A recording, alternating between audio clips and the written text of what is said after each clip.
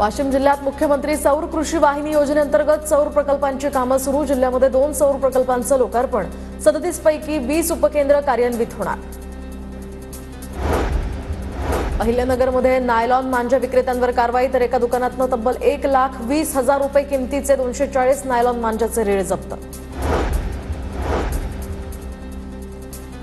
हिंगोलीच्या सेनगाव तालुक्यातल्या साखरा शिवारामध्ये तूर पिकावर शेतकऱ्यांना फिरवला रोटावेटर। तर वातावरण बदलाचा तूर पिकाला फटका। वर्ध्यामध्ये नजूल जमीन निवासी प्रयोजनार्थ या ठिकाणी फ्री होल्ड करण्यासंदर्भात विशेष शिबिराचं आयोजन। उपविभागीय अधिकारी कार्यालयामध्ये दर मंगळवारी आणि गुरुवारी शिबिर। वाशिममध्ये वातावरणातील सततच्या बदलामुळे संत्रा उत्पादक शेतकरी वळले आंतरपिकांकडे। आता तानाजी धोंडे यांनी 2 एकरावर केली टरबूजाची लागवड। लासलगाव कृषी उत्पन्न बाजार समितीमध्ये कांद्याची आवक वाढली। गेल्या आठवड्यामध्ये 2,14,319 क्विंटल लाल कांद्याची आवक। कांद्याला सरासरी 2,483 रुपये प्रति क्विंटलचा दर। हिंगोलीतल्या वसमतमध्ये आमदार राजू नवघर यांच्या प्रतिष्ठानच्या वतीनं मॅरेथॉन खुल्या स्पर्धेचं आयोजन। सलग दुसऱ्या वर्षी आयोजित स्पर्धेमध्ये स्पर्धकांचा मोठा सहभाग।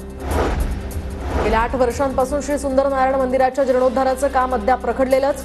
तर कोट्यावधींचा निधी खर्चून सुद्धा मंदिराचा जीर्णोद्धार का नाही? ट्रस्टकडून पुरातत्व खात्याला सवाल। खेडच्या दत्तवाडी जिल्हा परिषद शाळेमध्ये विद्यार्थ्यांनी भरवला आठवडे बाजार। मुलांना व्यवहार ज्ञान येण्यासाठी शाळेचा अनोखा उपक्रम।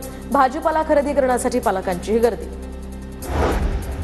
ताडोबा अंधारी व्याघ्र प्रकल्पांतर्गत शेडेगाव सफारी गेट आणि निरीक्षण कुटीचं उद्घाटन। आमदार बंटी भांगडी यांच्या हस्ते उद्घाटन। तर पर्यटकांना यामुळे दिलासा।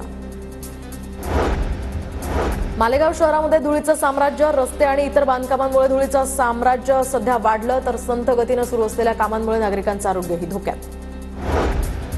पुण्याच्या भोर कोंढरी गावामध्ये वानरांच्या टोळीचा धुडगूस। नागरिकांमध्ये भीतीचं वातावरण।